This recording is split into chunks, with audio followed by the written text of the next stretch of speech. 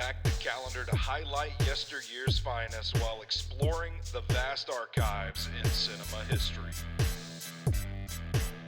This is the Movie Review Rewind podcast on Nashville Movie Dispatch.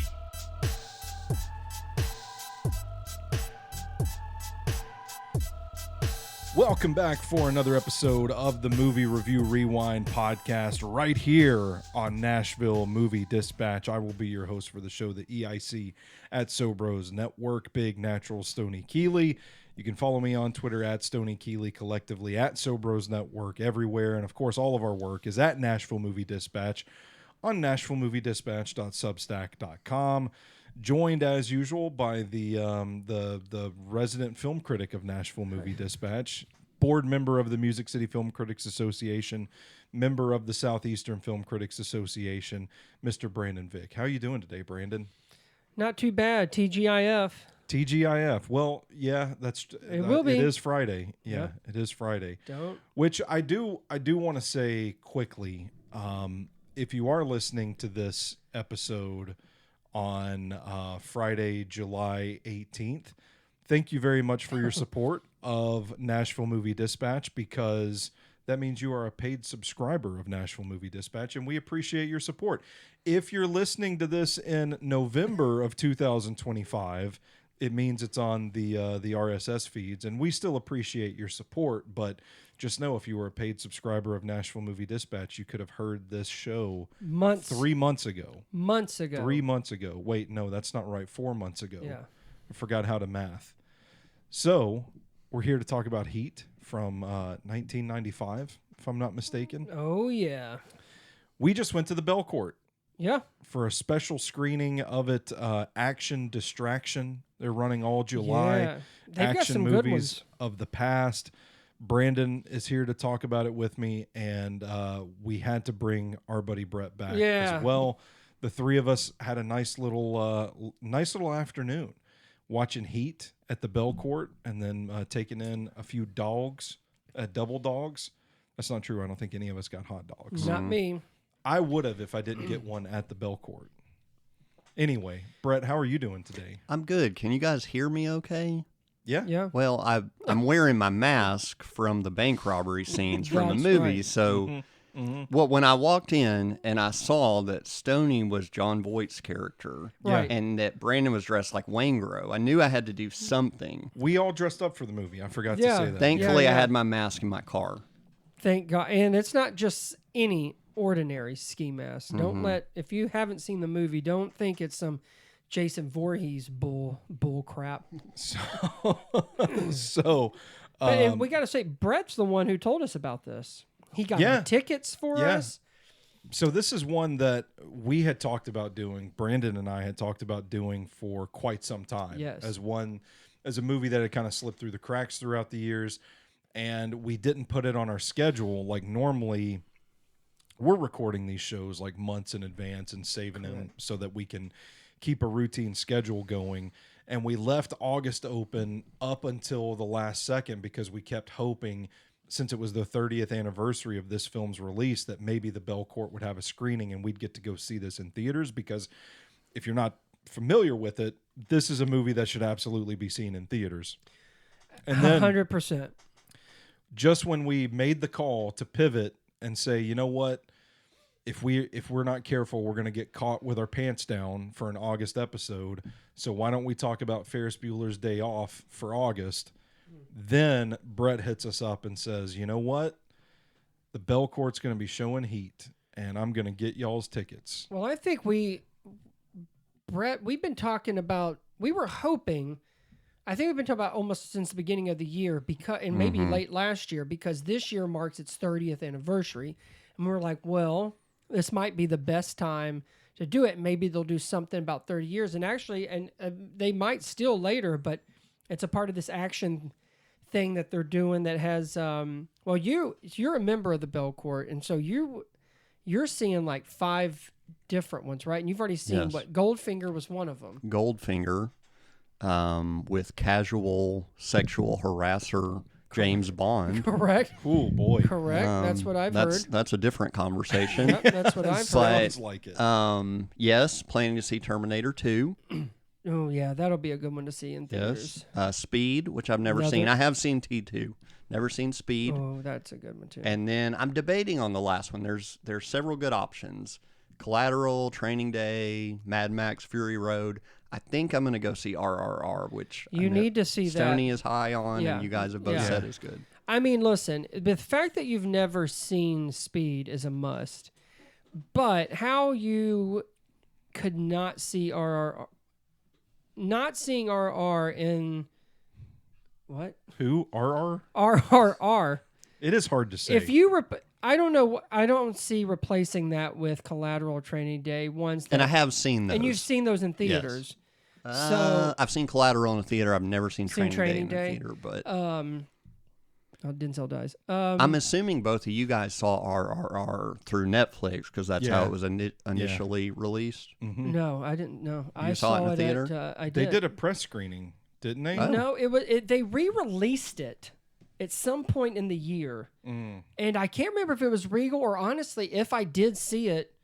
I saw it in its like origin like language, and I think it was at the Belcourt. I'm almost positive they redid something and re-released it in later on in whatever year it was. I guess it's been at least 2 or 3. Yeah. But no, I did not watch it on Netflix. I actually did watch it in theater, and I'm almost 100% positive it was either that or 100 Oaks. It was one of the theaters, and they're In the mall? a lot alike. In 100 Oaks near Mall. the Vanderbilt section of it. Okay. The No, Vanderbilt Hollywood store. 27, which I think was the first stadium seating movie theater in Nashville. I really love that theater. I miss Hollywood 27. Do you go there more? You and there's a few people I know that go to that one. If I don't want to go to Opry's the closest to my house, but it's not recliner seating, and the prices are higher if you're taking someone else that doesn't have a Regal membership or something. Like if my wife's well, going. it's more of a tourist trap too. So that's and that annoys me because it feels like they only jack the prices up because it's in the mall. Yeah. And so I will often go to Hendersonville or 100 Oaks, and they're about the same distance. But I actually think 100 Oaks is the nicer theater. I love 100 Oaks outside lights is like old school. It is. Yeah, it feels like you're going to a theater too. Good with like Hollywood. big long It used to be halls with crappy, stand ups. but they've updated it a lot in the past few years because I've gone to like screenings and stuff there. They still have one side that is older stadium seating. So Must be the left. Well, and you can tell if it's screen, I think 1 through 9, Yeah. maybe 1 through 10, it's the older seating. So I always Stay try away to from look those. for the other ones. Yeah. Yeah. Stoney only goes to shitty Providence. The bed bug theater, as my wife calls it. We both Oh. experienced that this week. Yeah, I went to see Superman, and I think there were like 3 lines on the screen the whole time. The footage looked grainy, almost like somebody put like a, I don't know, like how like car headlights sometimes they get foggy, Yeah. and then it affects their gleam. That's You a gotta- perfect movie you to gotta- see like that. You got to rub the toothpaste on them to clean them up. Yeah. That's what it was like. Somebody had one of those headlights over the screen. It sounds like projector. Mark from American Movie filmed it.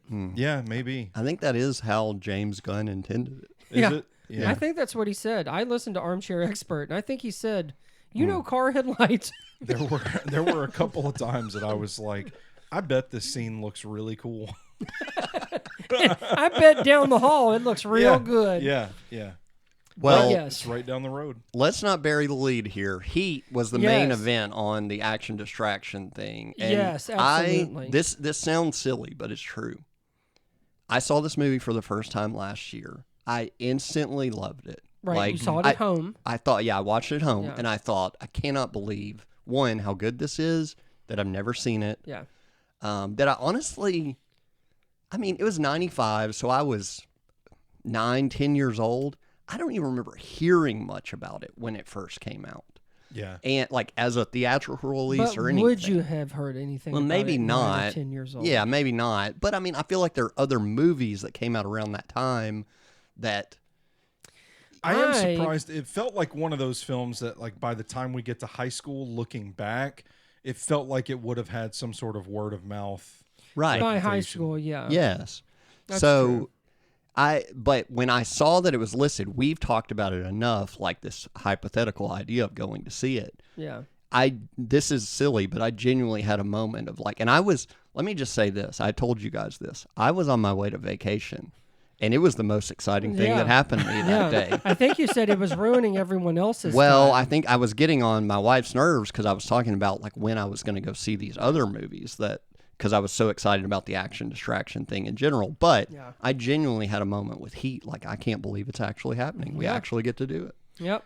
So for those that might need a bit of a refresher, Heat is a 1995 American crime drama film. This is just the Wikipedia synopsis. Written and directed by Michael Mann, it features an ensemble cast led by Al Pacino and Robert De Niro, with Tom Sizemore, John Voight, and Val Kilmer in supporting roles. The film follows a conflict between an LAPD detective played by Pacino and a career thief played by De Niro, while also depicting its effect on their professional relationships and personal lives. This, boys, the rare instance where I don't have a show agenda. I don't have notes prepared because we literally just saw this movie, and then after a brief refueling at Double Dogs, came directly here to sit in front of the mics and talk about it. I don't know where you guys want to start, but I would start with the idea I mentioned a second ago. This is one that if you ever get the chance to see in a theater, if you've got a theater near you, like we have the Belcourt that shows the classics like this, you get the opportunity to go see it, go take it, because just the sound alone, the theatrical experience, my ears are still ringing. I've asked you guys several times, what? Can you say it louder? Say it again. Can you talk through the blood that's running out of them? Because the sound in this movie is insane. It's incredible, but let me tell you this. Nothing. My first shock of the movie was that Machete was in it. Danny Trejo himself. Because I didn't see his name. And his name pop is up. Trejo. Exactly. In the movie, yeah. When they said it, I'm like, oh, did they just say, hey, Danny, we're just going to go with this? His name in the credits is actually Gilbert Trejo. Okay, well. Gilbert Trejo. Maybe that's his real name. Yeah. Wait a He second. changed it to Danny after. Kevin Gage is cast as Wayne Grow. I thought the whole time, like Waingro, one word. I thought his name was Wayne No, Grow. here's the thing. You know what? When you said it, because when they were saying it in there, it sounded like it was like his first name. Like it was just his first name. Yeah. But I thought his first name was Wayne and his last name was Grow. Well, it is all they ever call him. Yeah. I all don't they know ever if say. you, or Slick, which I mean, true. I guess that was just Tom Sizemore.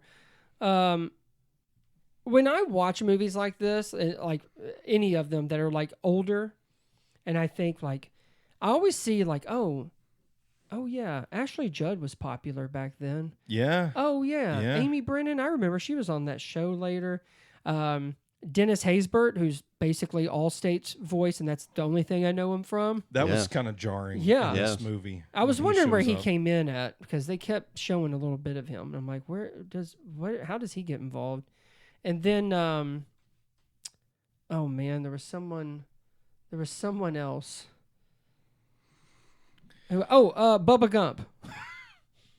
Bubba Gump. Bubba Gump. He was the one that was trying to get Ashley Judd to give up her husband. I forgot the detective's Oh, name. right. Yeah. He was Drucker? Yeah. Oh Is that my him? gosh, yeah.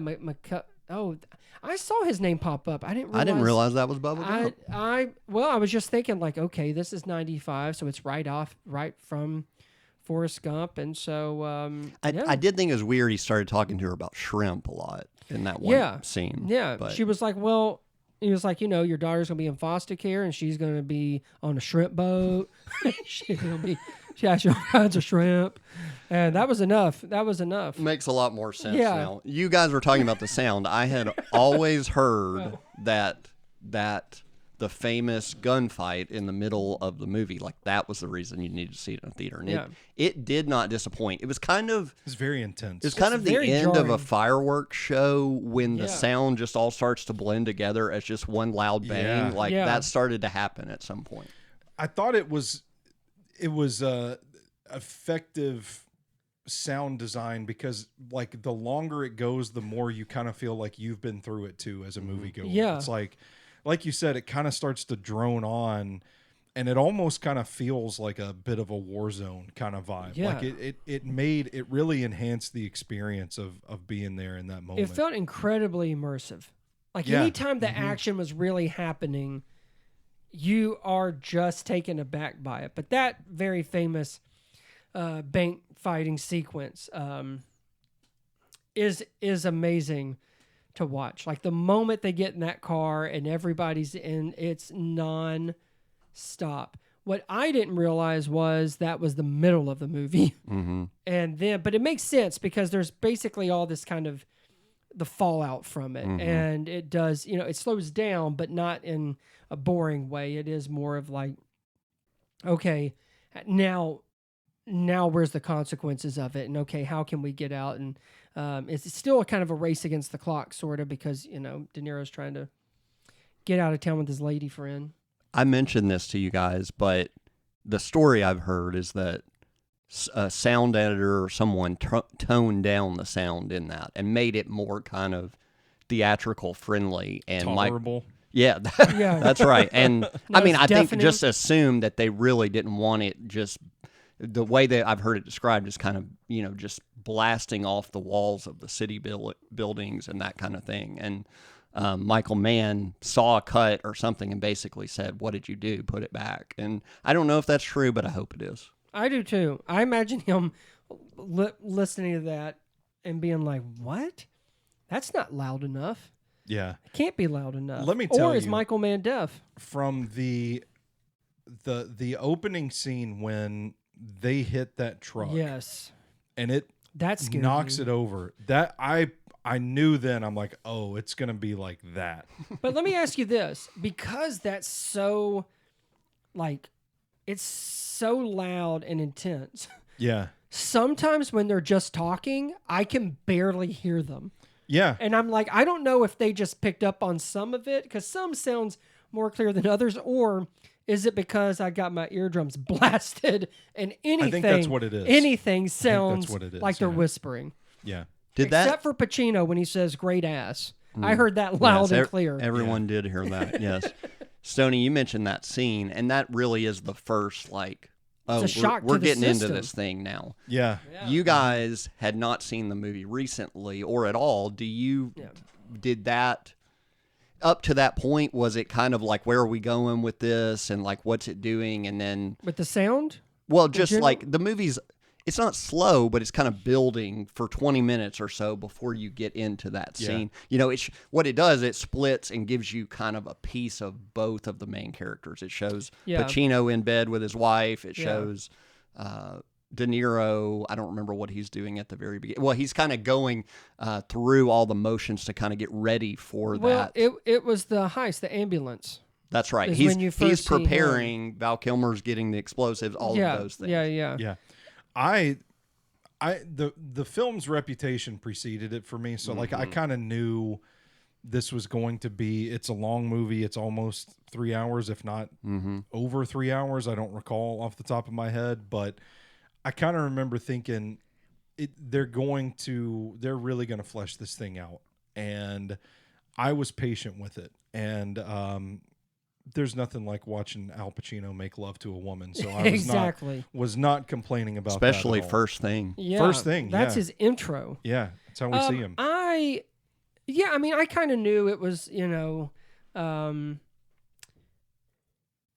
Pacino's going to chase him down, and that he was prepping for like one big heist for retirement, which, you've kind of heard that before, but in no way was this predictable or just an average heist movie. It's Yeah. I just love the way that the two men, De Niro and Pacino's characters, the way they are depicted, and the story that's being told outside of the quote unquote action part of it. It means a lot more. And when some of these guys do die, it's effective because you've been around them enough, and they've, it's not like everything about like Tom Sizemore's character, but you understand kind of where he's coming from. And then there's that scene where they're all at the dinner table, and there's a scene where De Niro's going to Kilmer's wife, that's played by Ashley Judd, when he finds out she's having an affair. Like, clearly, there's this tight group. Now, I will say, what is William Fichtner? He plays Roger Van Zant. Yes. Mm. Well, and we kind of touched on this before we started recording, but I was kind of wondering where that was leading. Mm-hmm. But I do love that I'm talking to an empty telephone. That's a because bar. What a line. the man on the other end is dead. Yeah. And he's talking to him, which, you know what? Then I started thinking, and I do think there's some similarities, and maybe this has already been said somewhere out there, but after watching Heat in that famous sequence, I just wonder, because sometimes you kind of get those feelings and vibes from pieces of The Dark Knight. Yes. Sure. And it also just so happens William Fichtner is in the I was beginning about to say of The Dark Knight. Yeah. And so, I don't know, there's a lot of things where I'm like, shit, did they get that from Heat? I think that either Nolan has said it or a lot of people have drawn those lines. There's something. Nolan may have said it. There's something. the bank scene to start The Dark Knight. That's right. Yeah, Yes. that's what I'm talking about. That's what I'm talking about. And in both movies, there's this, I don't even know that I can describe it. It's kind of a dim hum that's kind of happening in the sound. Mm-hmm. In The Dark Knight, it's very clear to me. I think I know what you're talking about in The Dark and Knight. it was in Heat too. I recognize it today there's that some ringing moments. was in your ears the whole movie. Maybe so. Yes. But yeah, and the other thing I told you guys, and one of Michael Mann's, which actually it's a movie that's part of this action distraction, Collateral. First of all, Tom Cruise's character is named Vincent, which that's Pacino's name. But there is Tom Cruise's appearance in Collateral is borderline identical to De Niro's in Heat. I don't really find that a coincidence, considering it's from the same writer and director, but I was like, where have I seen that? And I'm like, oh, that's like the gray suit, white shirt, even the hairstyle, sort of. Like, I mean, I know De They're Niro's both in dark hair. L.A. Yeah, like, oh. Something Okay. that I just heard literally on the way over here on that same note is apparently in the, I think they were saying, this was a different podcast talking about Heat, that in the commentary on Heat that Michael Mann says the train that starts, I think it's the blue line that starts the whole- Heat ends. Don't tell me. Ends Collateral. That's Oh the my same God. blue line train, Huh. Oh, which is my really cool. God. That is really Could cool. yeah, I like it. And those are my two favorite films of Michael Mann. Heat and Collateral is it. Yeah. I don't think you can get any better. Well, I can't say that I've seen too many. I've looked at his filmography. See Miami and Vice. I've seen Miami Vice, which I liked it, but again, haven't seen it since 2006 or 07, I remember not liking whenever it came then. out. So. Yeah. I dressed up for that movie. You really did. I dressed up. That's a It's- legit. Yeah. Yeah. And nobody got it. People thought No. I just dressed like People Colin just Farrell thought from you'd- Miami Vice. Yep. Well, people didn't get it when we were dressed up for Heat either. Yeah. That's true. They actually told us Well, that and as there I- were no free restrooms in there. And when as we I told came you in. guys, I dressed up as De Niro's character when I saw E.T. And I he do wasn't remember. even out yet. Yeah. So imagine the looks that I got. Mm-hmm. You know, slick back here with a suit And a mole and a mole and Yeah. a goatee. and a goatee. And I was 4. Brandon, you said this, Crazy. but a thing that really stands out to me about this movie is it subverts your expectations in that it's almost a hill you climb and the top of the hill is in the middle. And then it Yeah. goes down on both sides, Yeah. but in very meaningful ways. Not to say it's slow Oh, or no. worse, but yeah, no, the absolutely. apex is kind of the middle with that scene of them meeting and then the bank robbery scene. Yeah. It almost feels like two separate movies. It almost feels like It's almost the like it- first movie builds to the banks heist scene, Yeah. and then the sequel, Heat 2, actually Yeah. takes place directly afterwards. Yeah. No, that makes total sense. We were talking about like I have great respect and admiration for both Pacino and De Niro. I think depending on what stage you kind of were introduced to them, kids today don't really have that same respect because they don't know or they don't care about what they, the shit they were doing in the 70s and 80s and 90s. And I do think De Niro has kind of, I think he's still delivering some pretty great stuff, and Pacino has a different. he just hasn't done as many things that stand out. I think of that Adam Sandler movie, Jack and Jill, where even Pacino said almost killed his career. When you're Pacino and that movie, they said almost killed your career, that's saying something. Now, don't get me wrong, De Niro's been in a lot of stupid movies too, but I do think of like Killers of the Flower Moon and Silver Linings Playbook and The Irishman, and Pacino's good and The Irishman as well. But I mean, we were talking Dog Day Afternoon and Sicario and Taxi Driver and Raging Bull. I mean, all these things.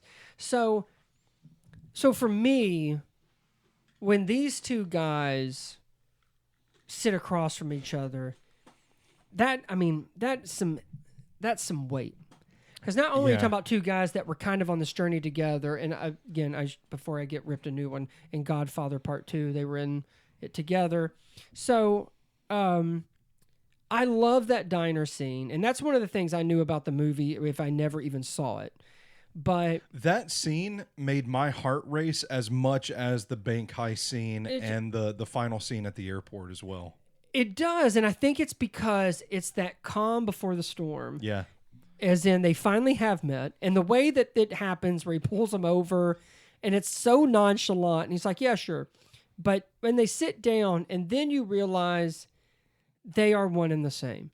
Mm-hmm. They have a different way of doing business, but two sides of the same coin. Yeah, and that conversation is great, and it's much more meaningful because of the two actors who are sitting across from each other, where they could have retired in 95 and been legends. Mm-hmm. And they have gone on to do great stuff. But I mean, in the 90s, they were good. This is something we talked about earlier in the year when we did our podcast on Night Shift, and like different context, obviously, but watching this film for the first time in 2025, with the benefit of understanding how the next 30 years would unfold and the mega stars that these guys would go on to become. I mean, they're big stars in 1995 when this film's made, but I don't know if, knowing now what legends they would become and like the place that both of these guys would take in film history, it was kind of wild to see that they really brought it in that scene. And they really went toe-to-toe with one another, like the subtle facial expressions, the eye movement, the little smirk that Pacino throws where like his cheek twitches almost like a smile, but it's not quite a smile. I mean, to me, it gave me chills. It was like watching two of the all-time greats go head-to-head, basically. I think a lot of people felt that way. And depending on, like I said, when you grew up and what was kind of how you were introduced to these two guys, you either were fans of theirs in the 70s and 80s, so like the big deal was them two sharing an actual scene, because believe it or not, this was the first movie they've been in since Godfather Part 2.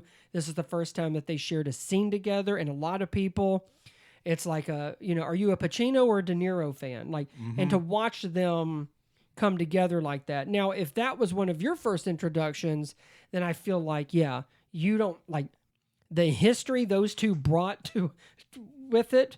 The first movie I saw had them two was called Righteous Kill, and I think it's like from 2008. And that's not what I would expect from them two. And it has been a rough ride for them since then. But this, I mean, if anything, for some, it's a nice reminder of like they are legends for a reason, and this film certainly does it. They have their kind of what they're known for, their quirks, but it all fits so nicely into the story that Michael Mann is telling.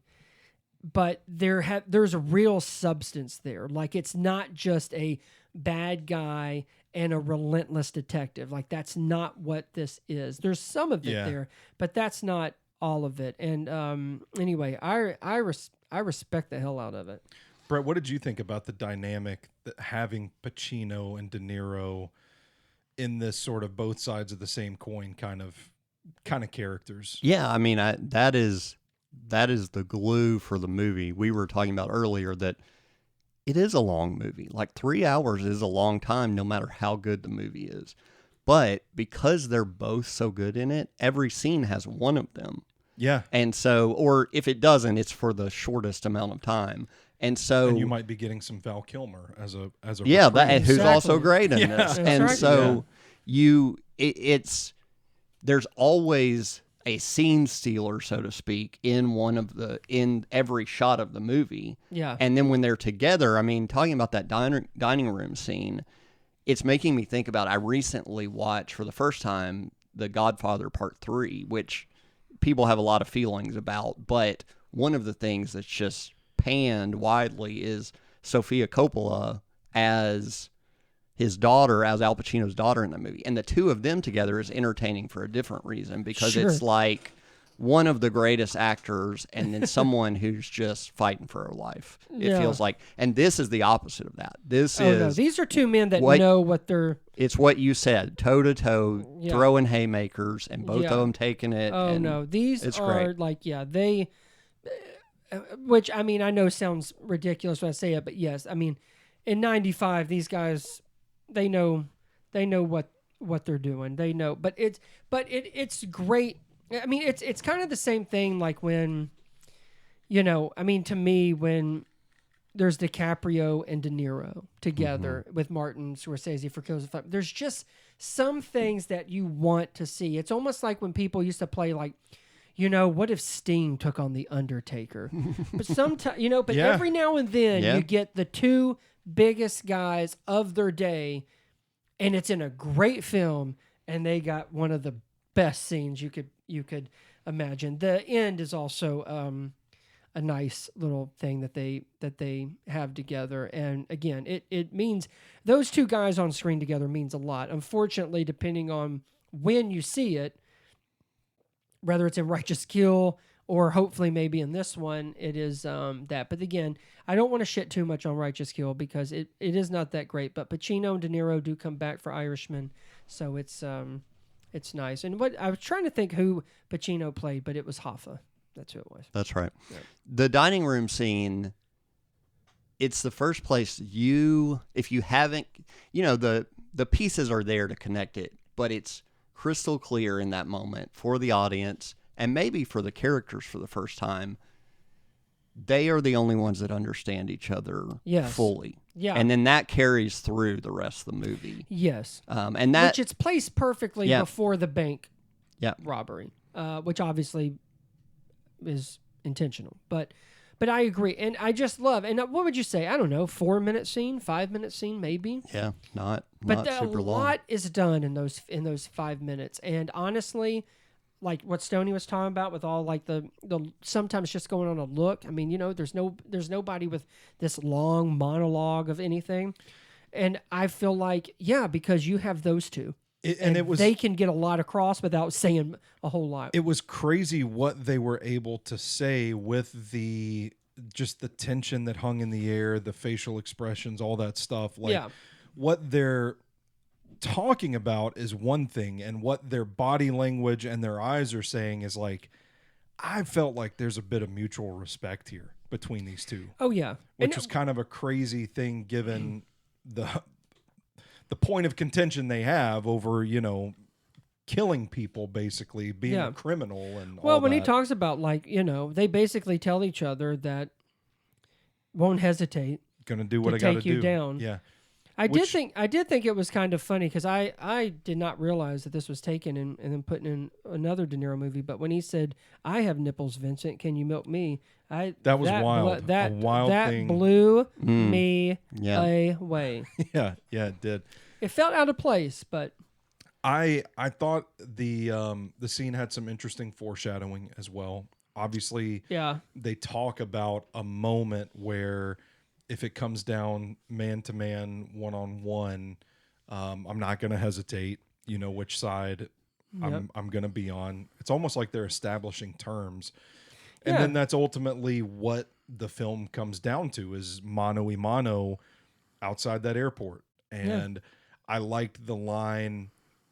I believe we'd heard it before in the film with De Niro telling Val Kilmer's character, but he recites it again for Pacino, saying, don't when the heat's coming around the corner. Don't have any attachments. Don't have any attachment that you can't walk away from in 30 seconds when you feel the heat around the corner. Yeah. And that coming to prove to be such meaningful words when he's literally faced with Edie, who he's fallen in love with, that he thinks, you know, he's going to go kill Mr. Wayne Grow. Mr. Wayne Grow. And then get on out of town. But when Pacino kind of catches him in the act and he has to really, it's put up or shut up with those words. It's like, I can't stay here. This is the heat around the corner. I've got to be able to move on from it. So I thought, like, drawing back to that scene in the diner, I thought was really good foreshadowing there as well, just in that conversation alone. Something that we didn't talk about right after, and I'd be interested to know y'all's thoughts on, from that moment, From the diner scene? No, from the moment that he walks away from Edie. Oh, okay. Mm-hmm. There's 8 to 10 minutes of no dialogue. Yeah. Of them just chasing each other through the air. Vincent and chasing him. Loud-ass planes. Yeah, and I'd be interested just to know y'all's responses to that scene, kind of your reactions, because it's unconventional in a movie that's had so much sound, so much noise, so much dialogue in so many ways that all of a sudden, outside of the background sounds, it goes silent.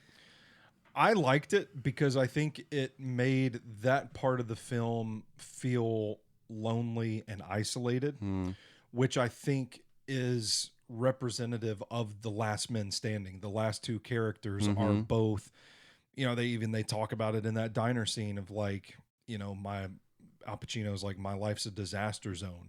And they aren't typical people. And there is kind of a quietness. They're both, I mean, De Niro's called a lone wolf several times in the film. They're like, keep tabs on the loner, all that sort of stuff. So I thought the quiet did well to kind of set the stage for the end of the movie, but also it kind of felt like it put both of these guys in a quiet, lonely place, which is where they belong. And another touch with that scene, kind of to go along the same lines, is I think it was a real good touch of writing to have Pacino being the only one that really sees where De Niro goes and being able to track him down, because they are so similar, and it was going to take somebody on De Niro's level to catch him. And so I just kind of felt like you kind of took those two guys at the end and you just put them in their own little box, and their own little pocket universe, if you will, where nothing is really going on outside of them. And I think the quiet in those scenes helped establish that. Yeah, and also just in more simple terms, like I was just sitting there captivated because Breathless. I'm like, okay, he's going after him. And right when it looks like Pacino has stopped, he hasn't. Yeah. Like right when you think it looks like De Niro, I think is far away. Like he never turns back. Pacino pursues, which is, I mean, true to his character. But the way that it kept going, and, like, you know, you'd see like that tram that has luggage, and like it would go by and then it'd come back. Oh, okay, we're going to keep going. Like, I mean, it was even though the whole thing is really this kind of manhunt, cat and mouse game, now it's been stripped to where it really is sort of like Stoney said, to me, this was kind of like two heavyweights main event. Here you go. This is it. It's everybody else is gone. Before the bell rings. Everybody else is gone. They've made their peace. Pacino with his wife, De Niro with his lady. This is it. This is how it will go. It's almost like at that point there's nothing left to resolve but the conflict between the two. Correct. Mm-hmm. And it's like we've crossed everything off the list except for who comes out on top. Somebody like within the diners, somebody's going down. Yeah. And somebody, but the thing is, what I really admire is that even when they basically know they both aren't going to live through it, is just the fact of that they have accepted who they are. And and it's not that if they could go back and redo it, they might, but Pacino, when he says it to his wife, where he's like, I just don't think we're right for each other, and like you said, I'm only the person I'm chasing. And then with De Niro, where this is what he does, he ain't going back in the 30 seconds thing, and he just proved that. And that's it. I mean, he has, when Kilmer's at his house, he has no furniture. When I get around to it, And the thing is, he will never get around to it. That's the, and so it has to end with them two. It has to. Yeah. There's no other conclusion where both men walk the earth. That can't happen. Yeah, I'm with you. And I have my only. Why do I feel like when you say something like you ask it like that, I feel like something ridiculous is going to come No, out. this actually isn't. But I was curious because you're just like, I'm just curious how Pacino knew that car was his. Because he saw her sitting in the right, passenger but he didn't seat. know her. He just knew that he said he had a girl. But it was everybody else is running from this building, but this woman is sitting still in this car, waiting. Waiting. Okay, I It's thought it kind was of an unusual thing. I thought it was about the girl in the car, but I was trying to think. Well, he still doesn't know who she is. But you're right. And it's kind of in the thing where I thought was kind of funny, but I liked it is that while everybody's running, which in all fairness, he is dressed as a security guy, but De Niro is coming this way while everyone else is running. But I'm like, well, he does have a security jacket, but it's also, to me, meant like, I mean, there was no stopping him too, which by the way, that scene when he finally catches Wayne Gresko's, I believe that's his name. Yeah. Is, I didn't quite know if this was just going to be like, he beats him up and always begs for his life. He does this. I love the way it was done. It was true to form the way the whole film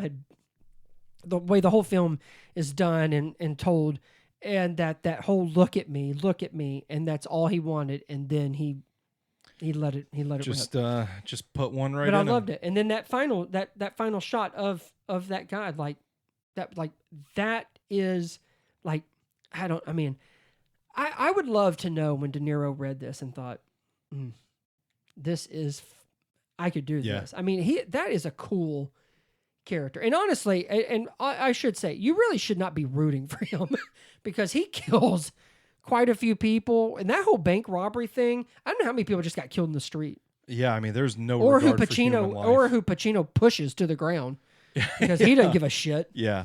Well, and they're both sympathetic characters. Like, you do feel for both of them. De Niro's character shouldn't be, but he is, and then Pacino's character should be, but there's a lot of ways that you see the bad side of him. Like, I was thinking a moment ago when you were talking about their dynamic that there's a scene early on where Edie asks Neil about him being lonely, and he says, I'm alone, I'm not lonely.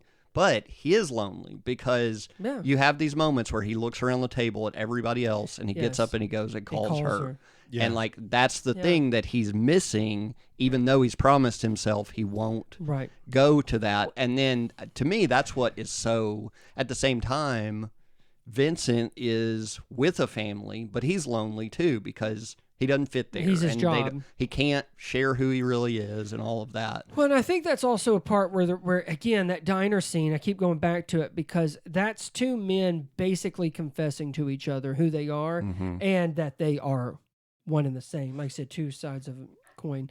But I also really, it's the sacrifice, right? It's the sacrifice that Neil has no one, and it's a sacrifice that Vincent has basically abandoned everybody who depends on him, and it's for what they do, and that's what's defined them. And like I said, I mean, it's almost there is no way, like through all these scores that they're doing, the film itself, there is no out. It has to end with one of them going. I mean, just has to. I think it's interesting to see how the deeper we get into the film, the more they begin to just accept that they are who they are. And you see things like Pacino or Vincent leaving the hospital to go pursue the case. Yeah, after he said he'll never leave. Yeah, and then you see things like Neil leaving Edie. Yeah. It's like no matter what happens, these guys still are who they are. And for Vincent, Pacino's character, where he is mad his wife slept with Ralph, but he's more pissed because he's watching his TV. Yeah. And then he kicks the That TV. was important. Which I do think part of it is where like he is mad, but I think there is this underneath, there is this awareness of they know who they are. Like they're not really, as much as maybe they are trying to change it or run from it. Like I said, I feel like that diner scene is two men admitting this is it. Like this is who they are. One just happens to be a cop, and the other one just happens to be a thief.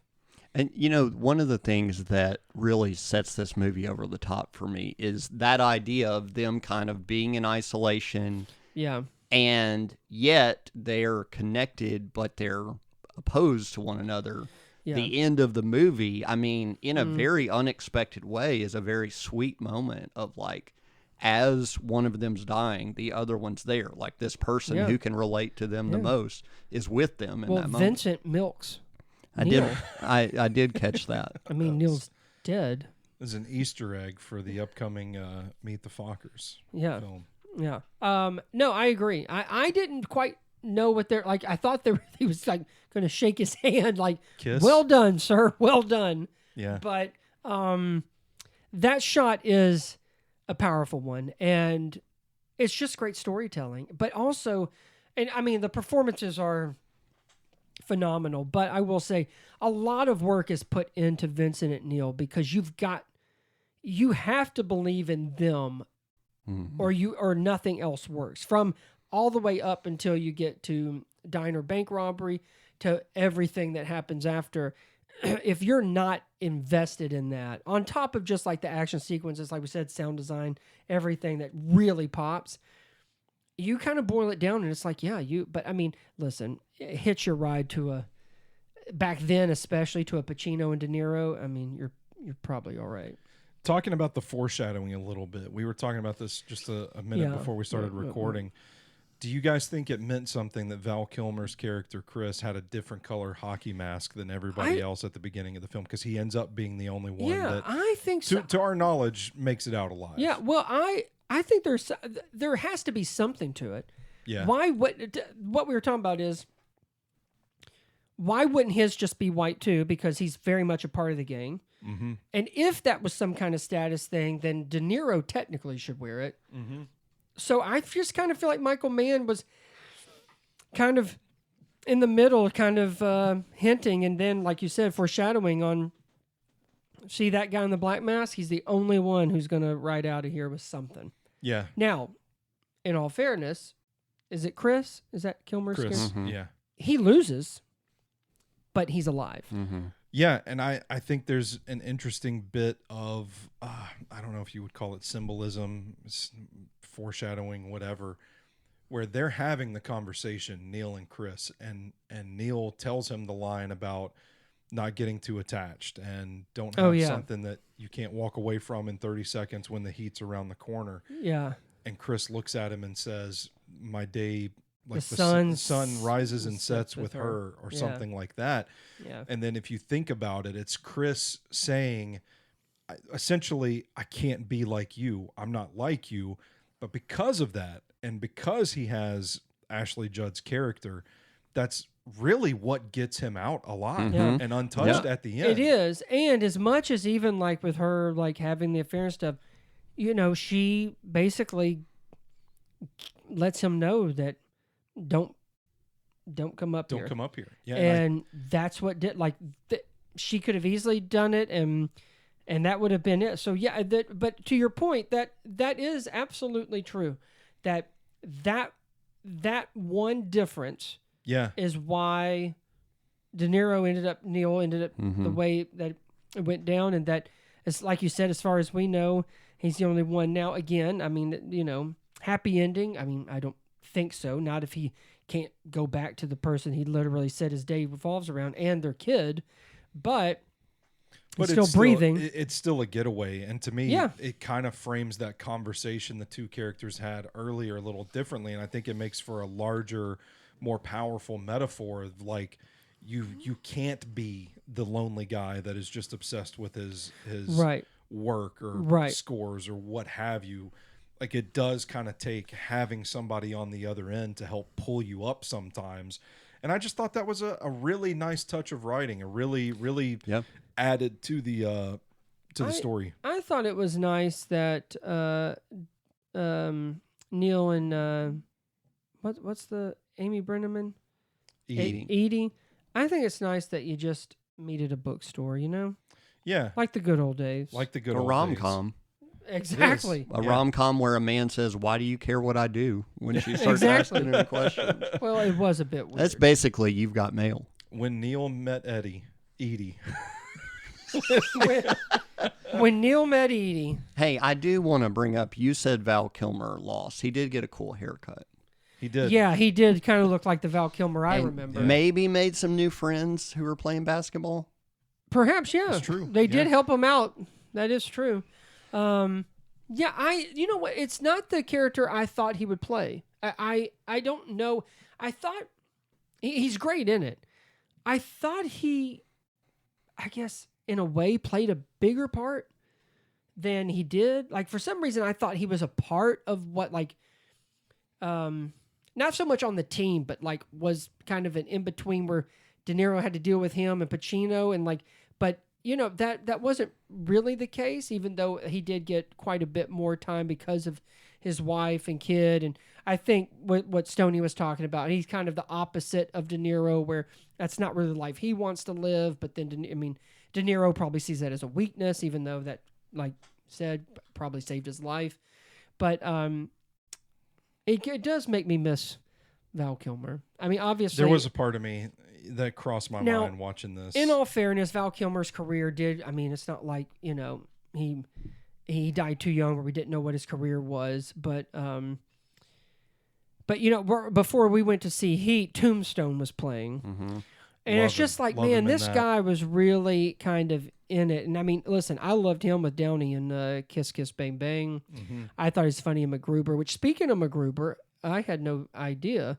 But John Voight plays an older MacGruber in Heat, Yes. which is Yeah. crazy to me. And he still seemed more sane than he is now.